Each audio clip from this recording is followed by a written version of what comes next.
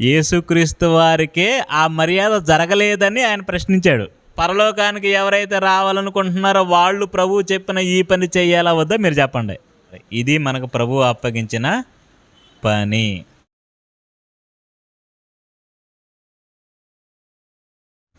ప్రభునందు ప్రియమైన దేవుని పిల్లలారా, చేరి వచ్చిన మీ అందరికీ యేసుక్రీస్తు వారి నామములో వందనాలు తెలియజేసుకొనుచున్నాను.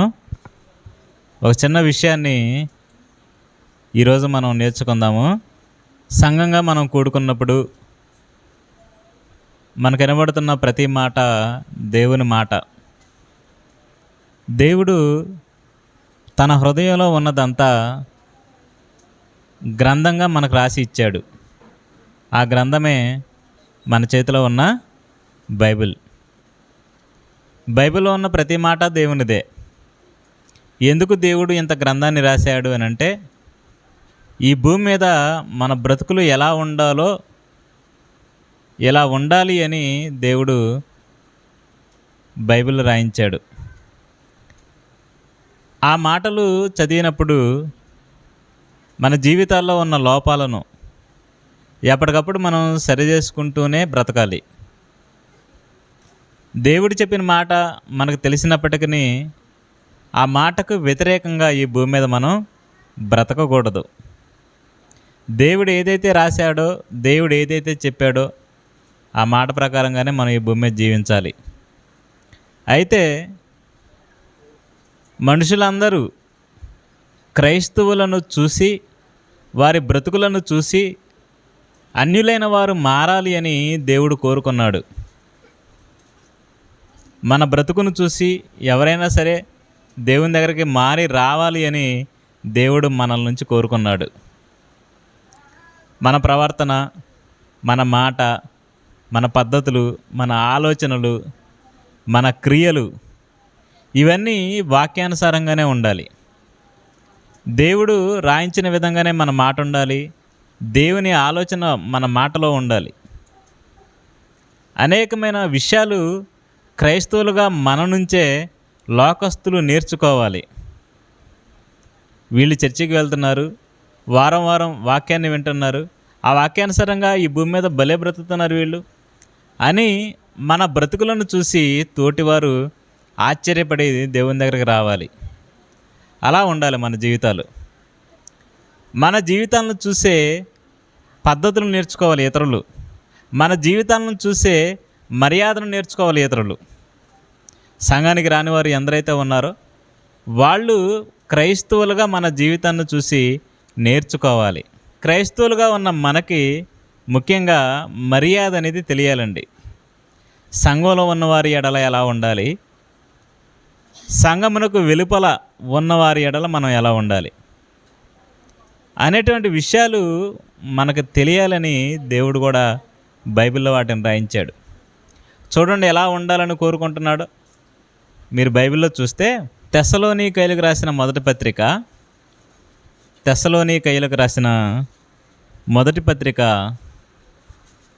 4వ అధ్యాయం 11వ వచనం చూడండి. సహోదరులారా, మీరు ప్రేమయందు మరి ఎక్కువగా అభివృద్ధి నొందుచుండవలననియు సంఘమునకు వెలుపటి వారి ఎడల మర్యాదగా నడుచుకొనుచు. ఎలా ఉండాలంట మన ప్రవర్తన ఎలా ఉండాలి? సంఘానికి వెలుపటి వారి ఎడల అంటే సంఘంలో ఉన్న వారి ఎడల చాలామంది మర్యాదగానే ఉంటారు. తోటి విశ్వాసుల వద్ద అందరూ భక్తుల్లాగా, అందరూ మర్యాదస్తుల్లాగా ఒకరికొకరు వందనాలు చెప్పుకుంటూ, ఒకరికొకరు గౌరవించుకుంటూ సంఘంలో కూడుకునే వారి ఎడల మనం ఎలా ఉంటామంటే మర్యాదగానే ఉంటాం, ప్రేమ కనపరుచుకుంటూ ఉంటాం. దేవుని పిల్లలమని ఒకరికొకరు కనబడగానే వందనాలు చెప్పుకుంటూ ఉంటారు సంఘంలో ఉన్నవాళ్ళు. సంఘంలో ఉన్న మీరు ఒకరి ఎడల ఒకరు మర్యాదగా ఉండటం మంచిదే, కానీ సంఘమునకు వెలుపటి వారి ఎడల అంటే ఎవరైతే దేవుణ్ణి తెలుసుకోలేదో, ఎవరైతే ఇంకా బాప్తిసం తీసుకోకుండా ఉన్నారో, ఎవరైతే సంఘానికి రాకుండా ఉంటున్నారో వారిని ఉద్దేశించి చెప్తున్నాడు దేవుడు ఇక్కడ. వారి ఎడల మీరు ఎలా ఉంటున్నారు, వారి ఎడల మనం ఎలా ఉండాలి అని అంటే సంఘమునకు వెలుపటి ఉన్నవారి ఎడల మనం మర్యాదగా ఉండాలి. సాధారణంగా మర్యాదగా మనం ఎవరెవరి వద్ద ఉంటాం తెలుసా? పెద్దల దగ్గర మర్యాదగా ఉంటాం. కొందరు, అందరూ కాదు. కొంతమంది పెద్దల్ని మర్యాద లేకుండా ఏంట్రా నువ్వు నా చెప్పేది, పోరా ముసలోడా అంటూ ఉంటారు. అంటారండి మర్యాద లేని వాళ్ళు. మనం సంఘంగా మనం ఎక్కడ ఉంటాం మర్యాదగా అంటే మన బంధువుల దగ్గర మర్యాదగా ఉంటాం. అవునా కదా? బంధువుల దగ్గర ఉంటారా? ఎంతమంది బంధువుల దగ్గర మర్యాదగా ఉంటారు? ఏమండి, ఎవరైనా బంధువులు ఏమని అనాలంటే, మా బంధువులు అట్టప్రాడ గ్రామంలో ఉన్నారు, వాళ్ళ ఇంటికి వెళ్తే మాకు భలే మర్యాదలు చేస్తారండి అనాలి. అన్నట్టుగానే మనం కూడా మన బంధువులకి కొద్దో గొప్ప మర్యాదలు చేస్తూ ఉంటాం. ఏం మర్యాదలు చేస్తాం చెప్పండి? మీ ఇంటికే మీ బంధువులు ఆటో వేసుకొని ఒక ఇద్దరు వచ్చారు. ఇద్దరు రాగానే మీరేం చేస్తారు? మొట్టమొదటిగా ముందు మంచినీళ్ళు ఇస్తారు త్రాగమని, తర్వాత టీ ఇస్తారు. ఇంకా ఒకవేళ భోజనం సమయానికి వస్తే భోజనం వడ్డించి వాళ్ళకి పెడతాం. తర్వాత భోజనం తిన్న తర్వాత మరి ఎండ ఎక్కువగా ఉంటుంది కాబట్టి కొంచెం కూలింగ్ కోసం వాళ్ళకి థమ్సప్ స్ప్రైటో తీసుకొచ్చి వాళ్ళకి ఇస్తాం. తర్వాత రాకరాకు వచ్చారు, ఎంతో కాలం అవుతుంది మీరు వచ్చి, మళ్ళీ ఇప్పుడు వెళ్ళి మళ్ళీ మీరు ఎప్పుడుకి వస్తారో దయచేసి ఇంకో 2 రోజులు ఉండండి అంటారు. అది సొంత వాళ్ళు అయితే. ఇంకా ఇప్పుడు మీరు ఏవేవైతే నాకు చెప్పారో ఇవి కాకుండా మీరు చేయవలసింది, మీరు మర్చిపోయింది ఈ రాత్రి బైబిల్లో నుండి మీరు నేర్చుకోవాలి. ఓకేనా? బంధువులు మీ ఇంటికి వచ్చారంటే, అతిథులు మీ ఇంటికి వచ్చారంటే మీరేం చేయాలో ఈ రాత్రి మీరు నేర్చుకోవాలి. ఇంపార్టెంటేనండి. ఎందుకంటే యేసుక్రీస్తు వారికే ఆ మర్యాద జరగలేదని ఆయన ప్రశ్నించాడు. సంఘంలో ఉన్న వారి ఎడల మర్యాదగా ఉండాలి. సంఘమునకు వెలుపటి ఉన్న వారి ఎడల కూడా మనం మర్యాదగానే ఉండాలండి. సంఘమునకు వెలుపట ఉన్నోడు మన ఫ్రెండ్ అయినా సరే మనం మర్యాదగానే ఉండాలి. మన బంధువులైనా సరే మనం మర్యాదగానే ఉండాలి. మన శత్రువులైనా సరే మనం వారితో మర్యాదగానే ఉండాలి. ఏంటి మర్యాద? యేసుక్రీస్తు వారికి కూడా తక్కువైన మర్యాద ఏంటో తెలుసా? ఆ మర్యాద ఏంటో మీరు చెప్పిన మీరు ఎంతమంది అయితే నాకు సమాధానాలు చెప్పారో మీరు కూడా మర్చిపోయే చెప్పారు నాకు. ఆ మర్యాదను మీరు చెప్పలేదు. చూస్తారా? బైబిల్ తీయండి. యేసుక్రీస్తు వారికే ఏ మర్యాద తక్కువైందని ఆయన చెబుతున్నాడో బైబిల్లో మీరు చూస్తే, ఇది మీరు అలవాటు చేసుకోలేక మీ ఇంటికి బంధువులు వచ్చారనుకోండి, నేను అక్కడ సెంటర్లో కర్ర తీసుకుని సెంటర్లో ఆడ కూర్చుంటా. అమ్మ మీరింటికి ఎవరింటికి వెళ్ళి వస్తున్నారు? పలానా మరియమ్మ గారి ఇంటికి. ఏం చేశారు మీకు? నీకేం మర్యాద చేసి చెప్పని అడుగుతా. మీరు ఇది పాటించలేదంటే పాటిస్తారా లేదా? మీరు పాటించాలనే ఒక చిన్న అంశాన్ని ఈరోజు మీకు నేను చెబుతున్నాను. ఆ మర్యాద అనేది మీరు ఖచ్చితంగా ప్రారంభించండి. ఏంటా మర్యాద? యేసుక్రీస్తు వారి తక్కువైన మర్యాద ఏంటంటే, తీయండి లోకాసు వార్త 7వ అధ్యాయం. లోకాసు వార్త 7వ అధ్యాయం 36వ వచనం చూడండి. 36వ వచనం. పరిసయ్యులలో ఒకడు తనతో కూడా భోజనము చేయవలెనని ఆయనను అడిగాను. ఏమండి, భోజనానికి మా ఇంటికి రండి అని చాలామంది అడుగుతూ ఉంటారు కదా. మర్యాద అనేది మర్యాదే. తర్వాత ఆయన ఆ పరిసయ్యుని ఇంటికి వెళ్ళి భోజన పంక్తిని కూర్చుండగా ఆ ఊరిలో ఉన్న పాపాత్మురాలైన ఒక స్త్రీ యేసు పరిసయ్యుని ఇంట భోజనమును కూర్చున్నాడని తెలుసుకొని ఒక బుడ్డిలో అత్తరు తీసుకుని వచ్చి వెనుక తట్టు ఆయన పాదము యొద్ద నిలబడి ఏడ్చుచు కన్నీళ్లతో ఆయన పాదములను తడిపి తన తల వెంట్రుకలతో తుడిచి ఆయన పాదములను ముద్దు పెట్టుకొని ఆ అత్తరు వాటికి పూసాను. భోజనానికి పిలిచింది ఎవరండి? పరిసయుడు. అంటే ఇంటికి భోజనానికి పిలిచిన వ్యక్తిగా అది ఇవి చేసేది. ఇంటికి భోజనానికి పిలిచిన వ్యక్తి ఎవరైతే ఉన్నారో పరిసయుడు, అతరు తీసుకొని ఆయనకు రాయలేదు, ఆయన పాదములను తొడవలేదు. కానీ ఎవరు చేస్తున్నారంట? పలానా ఇంటిలో యేసుక్రీస్తు వారు భోజనానికి వచ్చాడు కనుక నేను వెళ్ళి ఇది చెయ్యాలి అని ఆవిడ ఏం చేస్తుంది చూడండి.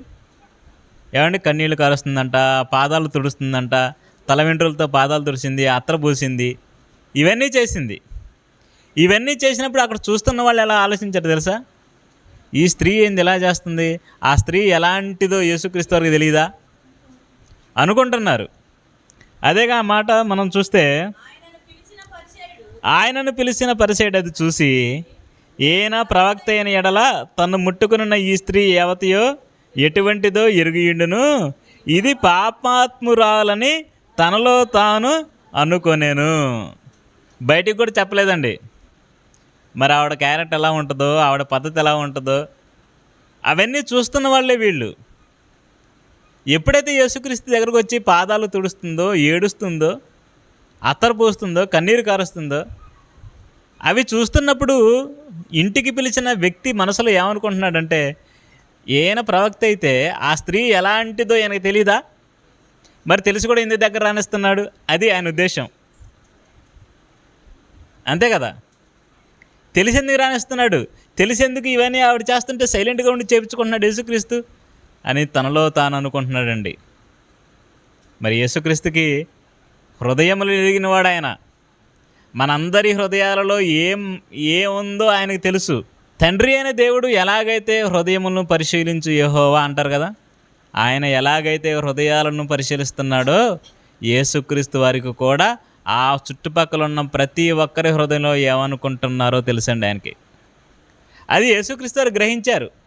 అప్పుడు ఆయనతో ఏమంటున్నాడో మనం చూడగలిగితే 44వ వచనం చూద్దాం. 44వ వచనం, ఆ స్త్రీ వైపు తిరిగి సీమోనుతో ఎట్లనను, ఎప్పుడైతే హృదయంలో అనుకుంటున్నాడో యేసుక్రీస్తు గ్రహించి సీమోను వైపు తిరిగాడు. తిరిగి ఏమంటున్నాడు? ఈ స్త్రీని చూచుచున్నావే, నేను నీ ఇంటిలోనికి రాగా నీవు నా పాదములకు నీళ్లు ఇవ్వలేదు. ఇదే మీరు నేర్చుకోవలసిన మర్యాద. యేసుక్రీస్తు వారు ఏ ప్రశ్నిస్తున్నాడు ఆయన్ని? ఏమన్నా ఇంటికి పిలిచాడు కదా, భోజనం పెట్టాడు కదా, మర్యాద బాగానే చేశాడు కదా, అయినా సరే ఒకటి తక్కువ చేశాడు. ఏంటది? ఆయన పాదములకు నీళ్ళు ఇవ్వలేదంట. మర్యాదనా? పాదములకు నీళ్ళు ఇవ్వటం మర్యాద కదా? మీరు చెప్పండి. మర్యాద అండి. ఈరోజు సంఘంగా, సంఘ సభ్యులుగా వాక్యం వింటున్న మనలో రావాల్సిన మార్పు ఏంటో తెలుసా? మీ ఇంటికి అతిథులు ఎవరు వచ్చినా సరే, మీరు భోజనానికి ఎవరిని పిలిచినా సరే, మీరు మొట్టమొదట చేయవలసిన పని ఏంటంటే వారి పాదములు కడుక్కొనుటకు వారికి నీళ్లు ఇయ్యాలి. సీమోను చేయలేదు. చేయకుండా లోపలికి రమ్మన్నాడు, కూర్చోబెట్టేశాడు, భోజనం పెట్టేశాడు, హ్యాపీగా ఉన్నాడు ఆయన. అమ్మయ్య నేను మర్యాద చేసేసాను అనుకుంటున్నాడు. కానీ ఏదైతే తక్కువ చేశాడో యేసుక్రీస్తు వారు దానినే చెబుతున్నారు. ఏమని? నీ ఇంటిలోనికి రాగా నీవు నా పాదములకు నీళ్ళు ఇయ్యలేదు. తర్వాత ఈమె తన కన్నీళ్లతో నా పాదములను తడిపి తన తల వెంట్రుకలతో తుడిచెను, నీవు నన్ను ముద్దు పెట్టుకొనలేదు. లోపలికి వచ్చినప్పటి నుండి ముద్దు పెట్టుకొనడం మానలేదు, నీవు నూనెతో నా తల అంటలేదు కానీ ఈమె నా పాదములకు అత్తరు పూసెను, ఆమె విస్తారంగా ప్రేమించెను. అదేంటి ప్రభు అంత మాట అన్నావు? నేను భోజనం పెట్టా కదా, నేను ప్రేమించినట్ట? అంతేగా? ఆవిడొచ్చి అవి చేస్తే ఈమె నీకంటే విస్తారంగా నన్ను ప్రేమించింది కనుక విస్తారమైన పాపాలు క్షమించబడ్డాయి అంటున్నాడు. మరి భోజనం పెట్టిన ఆయన ఏం ఆలోచించాలి? ఏంటి ప్రభు ఇన్ని వంటలు చేసి ఇంత మర్యాదగా నీకు భోజనం పెడితే ఈవిడొచ్చి ఈవిడేదో కన్నీళ్లు కారుస్తూ నీ పాదాలు తుడిసినంత మాత్రాన ఈవిడే నాకంటే నిన్ను ఎక్కువ ప్రేమించిందా? అవునండి. ఈరోజు సంఘంగా మనం నేర్చుకోవాలి. పలానా ఊరు వెళ్ళానండి, అక్కడ మా బంధువులు ఉన్నారండి, వాళ్ళ ఇంటికి వెళ్ళగానే చక్కగా కాళ్ళు కడుక్కోమని ఎదురొచ్చి మరి నీళ్ళు ఇస్తారండి అనాలండి. ఏమంటే మీ బంధువులు మరొక బంధువుల వద్ద మీ గురించి గొప్పగా పొగుడుతున్నారు అనుకోండి, మీకు ఎలా ఉంటుంది? మర్యాద చేస్తే పొగుడుతారా లేదా చెప్పండి?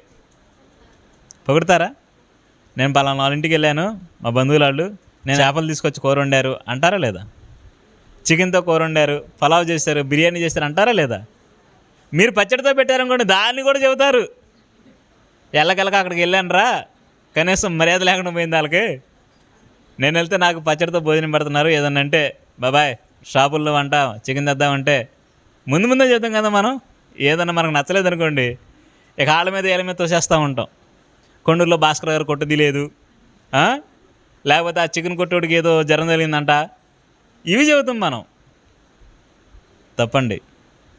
మన ఇంటికి బంధువులు వస్తే మనం మర్యాదలు ఖచ్చితంగా చేయాలి. ముందు వాళ్ళు కాళ్ళు కడుగుకొనుటకు నీళ్ళు ఇవ్వాలి. ఇది బైబిల్లో ఉన్న భక్తులందరూ చేశారు తెలుసా? చాలామంది భక్తులు ఇవి చేశారండి. మనం గతంలో ఆతిథ్యం గురించి చెప్పుకున్నప్పుడు ఎవరెవరి గురించి చెప్పుకున్నాం? అబ్రహాం గారి గురించి, ఆ తర్వాత లోతు గురించి మనం చెప్పుకున్నాం కదా.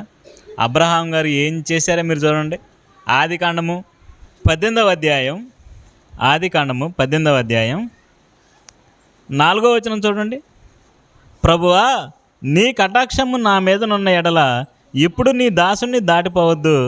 నేను కొంచెం నీళ్లు తెప్పించదును, దయచేసి కాళ్ళు కడుగుకొని ఈ చెట్టు క్రింద అలసట తీర్చుకొనుడి. నేను నీళ్లు తెప్పిస్తాను, దయచేసి మీరు కాళ్ళు కడుక్కోండి. చూసారా మర్యాద ఎంత బాగుందో? మర్యాదలో మొదటి చేయవలసిన మర్యాద ఇదేనండి. మీ ఇంటికి రాగానే ఎలా ఉన్నారు పిన్ని, ఎలా ఉన్నారు బాబాయ్, పిల్లలు ఎలా ఉన్నారు, ఈ క్షేమ సమాచారం అంతా మనం అడుగుతాం. ఇది అడిగిన తర్వాత వాళ్ళు ఇంట్లోకి వస్తున్నారు అనుకోండి, వెంటనే మనం ఏం చేయాలంటే వాళ్ళు కాళ్ళు కడుగుకొనుటకు మనం ఖచ్చితంగా నీళ్లు ఇవ్వాలి. ఇది మర్యాద.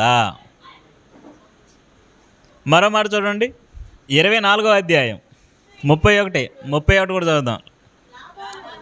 లాబాను యెహోవా వలన ఆశీర్వదింపబడిన వాడా, లోపలికి రమ్ము, నీవు బయట నిలవనేలా, ఇల్లును ఒంటెలకు స్థలము నేను సిద్ధము చేయించుతున్నాను. ఆ మనుషుడు ఇంటికి వచ్చినప్పుడు లాబాను ఒంటెలకు గడ్డియు మేతయు కాళ్ళు కడుగుకొనుటకు అతనికిని అతనితో కూడా ఉన్నవారికి నీళ్ళిచ్చి. ఏమండి, బైబిల్లో ఎంత చిన్న చిన్న విషయాలు కూడా దేవుడు రాయించాలా చెప్పండి? ఏమండి, వందనం చేయడం చిన్న విషయం, పెద్ద విషయం? చిన్నదే. కాళ్ళు కడుక్కోవడానికి నీళ్ళు ఇవ్వడం చిన్న విషయమా, పెద్ద విషయమా? చిన్న విషయమే. అలాంటి చిన్న చిన్న విషయాలు కూడా దేవుడు రాయించాడంటే సంఘంగా మనం ఇవి నేర్చుకోవాల్సిన మర్యాదలు, ఇవి మనం పాటించవలసిన పద్ధతులు ఇవే. మీరు మీ బంధువులు ఇంటికి వచ్చినప్పుడు వెళ్ళగానే వారికి కాళ్ళు కడుక్కోవడానికి నీళ్ళు ఇచ్చారనుకోండి, వాళ్ళు చాలా ఆనందపడతారండి. నిజమండి. మీరు ఎప్పుడైతే కాళ్ళు కడుక్కోవడానికి నీళ్ళు ఇచ్చారో అప్పుడు వాళ్ళు ఏమనుకుంటారు తెలుసా? మా బంధువులు వాళ్ళ ఇంటికి వచ్చినందుకు చాలా ఆనందపడుతున్నారు. అదే మీరు నీళ్ళు ఇవ్వలేదనుకోండి, ఏంటి ఎడమొహంగా పెడమొహంగా ఉంటున్నారు అనుకుంటారా లేదా చెప్పండి? మీరే ఉన్నారు, మీరు మీ బంధువుల ఇంటికి వెళ్ళారు, అక్కడికి వెళ్ళిన తర్వాత వాళ్ళు ఈ మర్యాద చేయకపోతే మీరేమనుకుంటారు? అదే కాళ్ళు కడుక్కోవడానికి మీరు వెళ్ళగానే నీళ్ళు ఇచ్చారనుకోండి, మీరు ఆనందపడతారు. అదే నీళ్ళు ఇవ్వకపోతే పొమ్మన లేక పొగబెట్టినట్టు సామెత ఉంది కదా. అరే వీళ్ళు ఏమనుకుంటున్నారు, అసలు మనం వస్తుంటే మర్యాద అంటూ లేదనుకుంటారు. మీరు ఉండలేరండి. మొట్టమొదటి మర్యాద ఇది. మీరు నీళ్ళు ఇచ్చి చూడండి, మీ ఎడల వాళ్ళు చాలా ప్రేమగా ఉంటారండి. మా బంధువులు మమ్మల్ని ఆహ్వానిస్తున్నారండి అనుకుంటారు వాళ్ళు. అందుకే బైబిల్లో ఉన్న భక్తులు అబ్రహాం గారు ఏమన్నారు? దయచేసి నీళ్లు తెప్పిస్తాను, కాళ్ళు కడుక్కొని నా ఇంటికి రండి. ఇక్కడ లాభాన్ని ఏం చేస్తున్నాడు? కాళ్ళు కొనడానికి వారికి నీళ్లు ఇస్తున్నాడు. ఈ లక్షణాలు మనం చదువుతున్నప్పుడు ఇవి మనం అలవాటు చేసుకోవాలి. ఈ లక్షణాలను మనం పాటించాలి. అలా పాటిస్తే మరి మనం మర్యాద గలవారం అవుతాం. అలా పాటించకపోతే మన దగ్గర మర్యాద ఏమీ లేనట్టే. మరో మాట చూడండి, 43వ అధ్యాయం, అదే ఆదికాండం 43వ అధ్యాయం, ఆదికాండం 43వ అధ్యాయం 24వ వచనం చూడండి. ఆ మనుషుడు వారిని యోసేపు ఇంటికి తీసుకుని వచ్చి వారికి నీళ్ళు ఇయ్యగా వారు కాళ్ళు కడుగుకొనిరి. ఏమండి? నీళ్ళు ఇయ్యగా కాళ్ళు కడుక్కొనిరి. ఏమండి? ఈ మాటలన్నీ మీకు ఎందుకు చదివిస్తున్నాను అనుకున్నారు? నాకేదో బైబిల్ చాలా తెలుసు, ఈ కాళ్ళు కడుక్కోవడం గురించి రెఫరెన్స్లు ఎక్కడైతే ఉన్నాయో అవన్నీ రాసుకొని వచ్చాడు అనుకోకండి మీరు. కాదండి. మన మర్యాద గురించి దేవుడు రాయించిన ప్రతి మాట మనకు అవసరమే. దేవుడు బైబిల్లో రాయించిన ప్రతి మంచిని మనం ఈ భూమి మీద చేయవలసిన వారమే. అలా చేస్తేనేనండి మనం దేవుణ్ణి సంతోషపెట్టిన వారం అవుతాం. ఒకప్పుడు ఇలా లేరే వీళ్ళు, ఇప్పుడేంది ఎంత మర్యాద చేస్తున్నారు అనుకోవాలి వాళ్ళు. చేస్తారా? ఇక నుంచి చేస్తారా? మీరు మీ బంధువులు ఇంటికి వస్తే మొట్టమొదటిగా మీరు చేయాల్సింది ఏంటంటే, రాగానే అన్నం పెట్టడం కాదు, రాగానే డ్రింక్ ఇవ్వటం కాదు, రాగానే కూర్చోమని మంచం వేయటం, కూర్చోమని కుర్చీ వేయటం కాదు. ముందు వాళ్ళు గుమ్మములో ఉండగా నీళ్ళు ఇవ్వాలి. ఒకవేళ మీ ఫ్రెండే వచ్చాడనుకోండి, మీకు బాగా క్లోజ్గా ఉన్న బంధువులు వచ్చారనుకోండి, మీరు అది చేయరండి. ఏమంటారో తెలుసా? ఏమంటారు? అరే వెళ్ళి అక్కడ డబ్బా ఉంది కానీ కాలు కడుక్కొని రా అంటారు. ఏంటది మర్యాద? చెప్పండి. మర్యాద అనేది అక్కడ నీళ్ళు ఉన్నాయి, వెళ్ళి కడుక్కొని రారా అంటాం మర్యాద. లేకపోతే అక్కడ ట్యాప్ ఉందన్న, వెళ్ళి ట్యాప్ తిప్పుకొని కడుక్కొని రా, నీళ్ళు వస్తాయి ఎప్పుడు అంటే ఇది మర్యాద కాదండి. మీ ఇంట్లో డబ్బా ఉన్నా, బకెట్లో నీళ్ళున్నా, మీ ఇంట్లో ట్యాప్ ఉన్నా, ట్యాంకీ ఉన్నా, ఏది ఉన్నా సరే మీరే మర్యాదగా వారి కాళ్ళు కడుక్కోవడానికి వాళ్ళకి నీళ్ళు ఇవ్వాలి. ఇది తక్కువైందనే యేసుక్రీస్తు వారు సీమోనుని ప్రశ్నించాడు. నువ్వు ఈలేదు నాకు నీళ్ళు, ఈలేదని చెప్పాడండి. పోతే పోయిందిరా నీళ్ళేగా అని అనుకున్నాడు యేసుక్రీస్తు? లేదండి, కరాఖండిగా చెప్పేశాడు. మర్యాద నేర్చుకో ఫస్ట్. నేను రాగానే ముందు నాకు నీళ్ళు ఇవ్వాలి. నువ్వు నా పాదాలకు నీళ్ళు ఇవ్వలేదు. ఆవిడ నా కన్నీళ్లు కారుస్తూ తడిసిన ఆ పాదాలను తల వెంట్రుకలతో తుడిచేసిందండి. అదే ఆయనే నీళ్ళు ఇస్తే చెప్పండి, ఆయనే నీళ్ళు ఇచ్చాడు అనుకోండి, యేసుక్రీస్తు ఈ మాట అంటాడా? ఒకవేళ ఆయన నీళ్ళు ఇచ్చినా, ఏడొచ్చి పాదాలు తుడిచినా యేసుక్రీస్తు ఈ మాట అనడు. నువ్వు నాకు నీళ్ళు లేదు సీమోను అన్న మాట యేసుక్రీస్తు అనడండి. మరి యేసుక్రీస్తు వారికి ఈ మర్యాద తక్కువైతే మర్యాద లేదా? ఎందుకు పిలిచా మరి భోజనానికి? చికెన్ కూర చేసావనా? ఎందుకు పిలిచావు? చేపల కూర చేసావనా? నువ్వు పెట్టే కూరలో, నువ్వు పెట్టే అన్నం ఈ ముఖ్యం కాదు, ప్రతిదీ ఇంపార్టెంటే.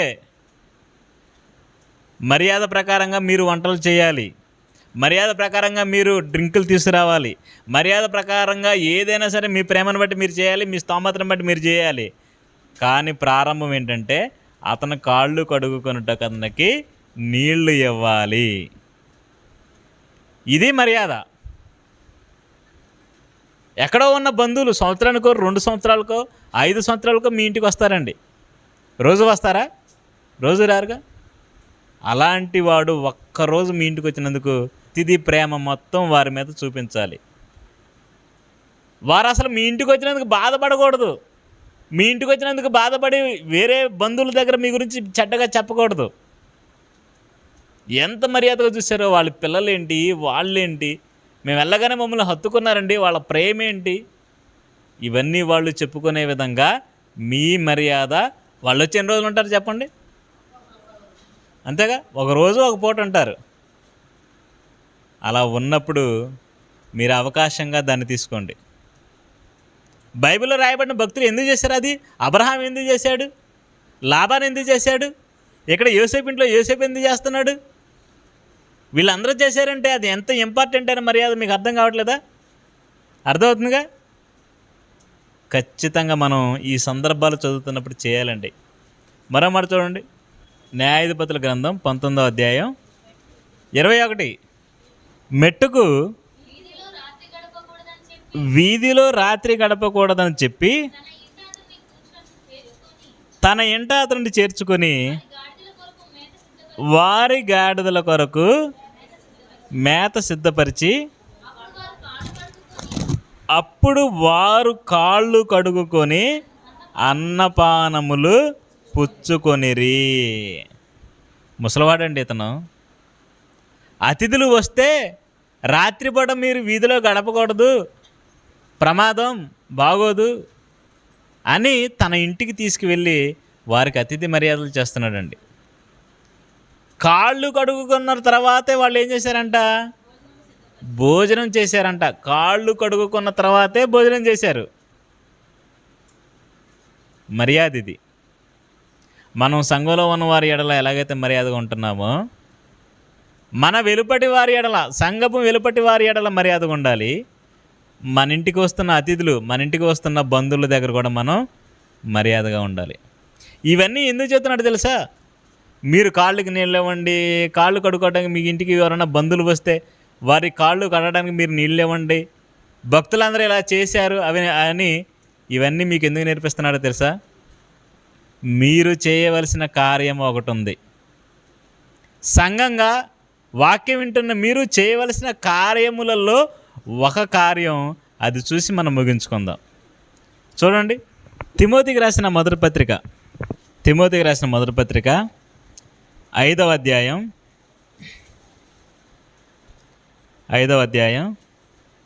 10వ వచనం చూడండి. 10 సత్క్రియలకు పేరు పొందిన విధవరాలు పిల్లలను పెంచి పరదేశులకు ఆతిథ్యం ఇచ్చి పరిశుద్ధుల పాదములు కడిగి. నీ ఇంటికి వస్తున్న బంధువులకు నీవు నీళ్ళు ఇస్తే సరిపోతుంది మర్యాద చొప్పున. నీ ఇంటికి వస్తున్న అతిథులకు మీరు నీళ్ళు ఇస్తే సరిపోద్ది, మీ మర్యాదను వారికి చూపిస్తే సరిపోతుంది. కానీ దేవుని పని నిమిత్తం మీ ఇంటికి వచ్చిన పరిశుద్ధులు ఎవరైతే ఉన్నారో వారికి ఏం చేయాలంట? ఆతిథ్యం ఇచ్చి పరిశుద్ధుల పాదములు కడిగి. పరిశుద్ధుల పాదములు కడిగి. కడగాల. యేసుక్రీస్తు వారు చెప్పారండి, ఆయన 12 మంది శిష్యుల పాదాలు కడిగాడు. కడిగి ఏమన్నాడు తెలుసా? మీరు కూడా ఒకరికొకరు ఇలాగ చేయాలని చెప్పాడండి. చెప్పాడా లేదా?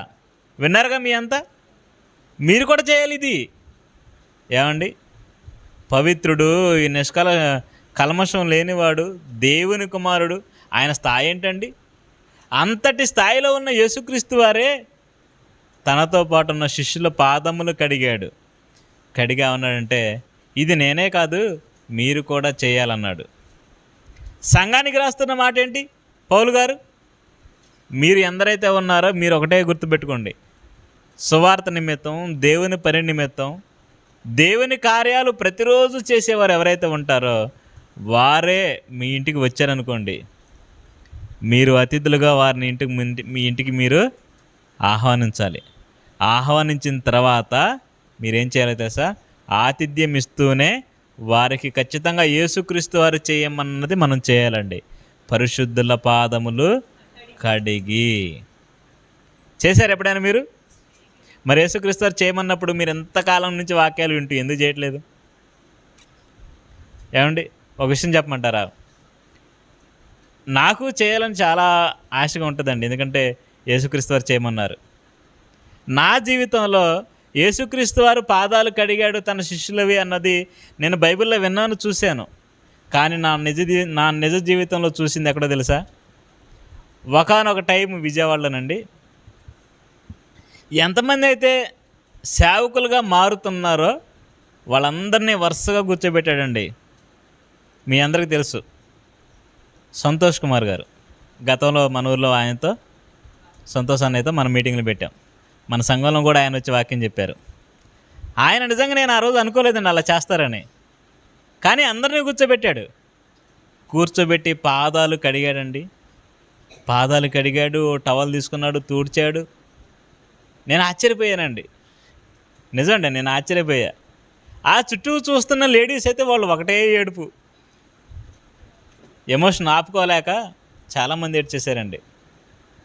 ఎవరెవరైతే సేవకులుగా మారుతున్నారో, ఎవరైతే సేవ చేయడానికి ముందుకెళ్తున్నారో, మీరందరూ మిమ్మల్ని మీరు ఇలా తగ్గించుకోవాలని మాకు నేర్పించారు ఆ రోజు సంతోష్ కుమార్ గారు. నిజమండి, నా జీవితంలో నేను విన్నది, నా జీవితంలో నేను చూసింది ఆ ఒక్క సందర్భమే. తగ్గించుకోవాలి. పరిశుద్ధుల పాదములు కడగమని దేవుడు చెప్పినప్పుడు ఖచ్చితంగా మనం కడగాలి. అక్కడే మన గొప్పతనం అర్థమవుతుంది, అక్కడే మన తగ్గింపుతనం అర్థమవుతుంది. అక్కడే మనం దేవుని ఎడల, దేవుని మాట ఎడల మనం ఎలా ఉన్నామో, ఆయన మాటకు ఎంత విలువనిస్తున్నామో అక్కడేనండి దేవునికి అర్థమయ్యేది. మరి బైబిల్లో రాయించిన ప్రతిదీ మనం చేయాలన్నప్పుడు ఇది కూడా చేయాలా వద్దా మీరు చెప్పండి. ఏమంటున్నాడు ఇక్కడ? సత్క్రియలకు పేరు పొందిన విధవరాలు పిల్లలను పెంచి పరదేశులకు ఆతిథ్యం ఇచ్చి పరిశుద్ధుల పాదములు కడిగి శ్రమపడు వారికి సహాయం చేసి ప్రతి సత్కార్యము చేయబూనుకున్నదైతే ఆమెను లెక్కల్లో చేర్చవచ్చును. పరిశుద్ధుల పాదాలు కడగాలంట. ఎవరు కడగాలి పరిశుద్ధుల పాదాలు? సంఘంగా ఉన్న మనమే కడగాలి, సంఘ సభ్యులుగా ఉన్న మనమే కడగాలి. అదేనండి ఇక్కడ రాయబడిన మాటలున్న అర్థం. మీరు కూడా ఒకరి ఎడలో ఒకటి ఇలా చెయ్యాలి అని యేసుక్రీస్తు మాదిరిగా చూపించింది ఎందుకు? మనలో ఆ తగ్గింపు రావాలి. నిజమండి, మనం ఎలాంటి వారో తెలుసండి. మనకే కొంత ఆస్తి వచ్చిందనుకోండి, మన కుటుంబమే ఆర్థికంగా బాగుందనుకోండి, మన పక్కంటి వాడిని చూసి మనం ఏమంటాం తెలుసా? మా ఊర్లో నేనే రాజునరా, నేను సంపాదించినట్టు ఎవడు సంపాదించలేదు, నా పిల్లలు నా ఇంటి వాళ్ళు ఉన్నంత ఆరోగ్యంగా ఎవరూ లేరు, మేమే ఆశీర్వదింపబడిన వాళ్ళు, మేమే గొప్పలని కొమ్ములు వస్తాయా రాదా? సైకిల్ దొక్కుతున్నప్పుడు ఉన్న ఆలోచనలు కారులో తిరిగేటప్పుడు ఉంటాయా?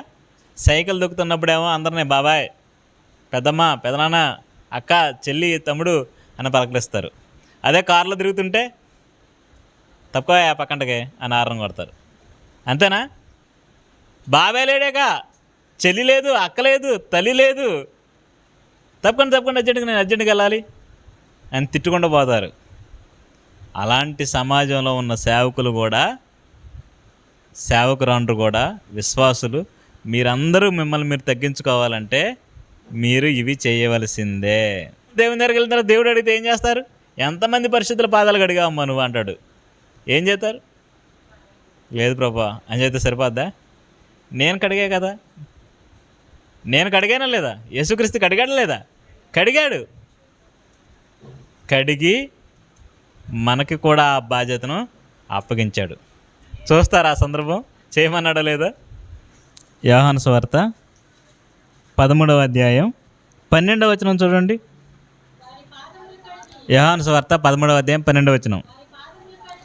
వారి పాదములు కడిగి తన పై వస్త్రము వేసుకున్న తర్వాత ఆయన మరలా కూర్చుండి, నేను మీకు చేసిన పని మీకు తెలిసినదా? బోధకుడనియు ప్రభువనియు మీరు నన్ను పిలుచుచున్నారు. నేను బోధకుడను ప్రభువును గనుక మీరిట్లు పిలుచుట న్యాయమే. కాబట్టి ప్రభువును బోధకుడునైనా నేను మీ పాదములు కడిగిన ఎడల మీరును, అండర్లైన్ చేసుకోండి ఇక్కడ, మీరును ఒకరి పాదములను ఒకరు కడగవలసినదే. మీరును ఒకరి పాదములు ఒకరు కడగవలసినదే. చూడండి ఇంకా తర్వాత, నేను మీకు చేసిన ప్రకారము మీరు కూడా చేయవలెనని మీకు మాదిరిగా ఇలాగూ చేసి తిని. చూడండి, ఎందుకు యేసుక్రీస్తు వారు పాదాలు కడిగాడు? ఎందుకు యేసుక్రీస్తు వారు 12 మంది శిష్యులను కూర్చోబెట్టి వారి పాదములు కడిగి ఏమంటున్నాడో తెలుసా? మీరు నన్ను ప్రభు అని పిలుస్తున్నారు, మీరు నన్ను బోధకుడు అని పిలుస్తున్నారు, నేను ప్రభువును బోధకుడును కనుక మీరు అలా పిలుచుట న్యాయమే. నేను ఎందుకు ఇది చేశాను తెలుసా? నేను చేసిన ప్రకారం మీరు కూడా చేయవలసిందే. మరి చేయాలా వద్దా? పరలోకానికి ఎవరైతే రావాలనుకుంటున్నారో వాళ్ళు ప్రభువు చెప్పిన ఈ పని చేయాలా వద్దా మీరు చెప్పండి. చేయాలి, చేయాలండి ఖచ్చితంగా. ఎవరైతే దేవుని పిల్లలు మీ ఇంటికి వస్తున్నారో, ఎవరైతే దేవుని పిల్లలు దేవుని పని మీద మీ ఇంటికి వచ్చారో, మీరు వారికి ఆతిథ్యం ఇవ్వాలి, వారి కాళ్ళు కడుక్కోవడానికి నీళ్ళు ఇవ్వాలి. సమయానుకూల సమయం అయితే ఖచ్చితంగా మీరు వారి పాదములు కడగాలి. ఇది మీరు చేయాల్సిందే అన్నాడు యేసుక్రీస్తు వారు. అంతే. పౌలు గారు కూడా తిమోతికి పత్రిక రాస్తూ పరిశుద్ధుల పాదములు కడిగి అన్నాడు. అన్నాడా? అన్నాడండి. కడగాలండి. పరిశుద్ధుల పాదములు మనం ఖచ్చితంగా కడగాలి. ఇది మనకు ప్రభువు అప్పగించిన పని. ఓకేనా?